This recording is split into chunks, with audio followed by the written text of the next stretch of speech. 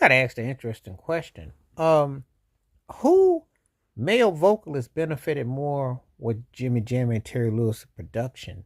And how would I rank it in order? Ralph Tresvant, Johnny Gill, Alexander O'Neal? Now, of the three, of course, it's gonna be Alexander number one. They homegrown. They work. They've been boys forever and a day. The songs, the vocals, they were originally supposed to be the time before Alexander O'Neal asked Prince for more money and Morris Day got pushed into the lead because Morris Day was going to be the drummer. So I'm going to say Alexander O'Neal because his vocals and stylings, everything towers over.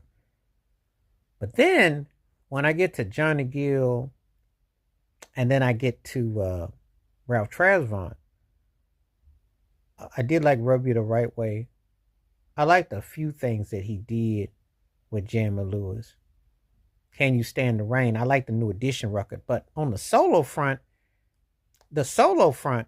I think that in all honesty, Johnny Gill's vocals to me sounded better with LA and Babyface. I think Ralph Tresvant got the most of working with Jamie Lewis. I just do. So it's interesting how I rank 1, 2, and 3. Now, Alexander O'Neal, the material with the SOS band, the material with Sherelle, and the solo stuff, he always complimented his tone range with Jamie Lewis. It was like peanut butter and jelly. And, it was always on point. And I don't really think any other producer could really capture that better than what they did with him. When I hear a song like What Is This Thing Called Love, that is everything that I don't think Johnny Gill could reach. And I know Ralph wasn't going to go in that direction. That string section, that harmony, that totality.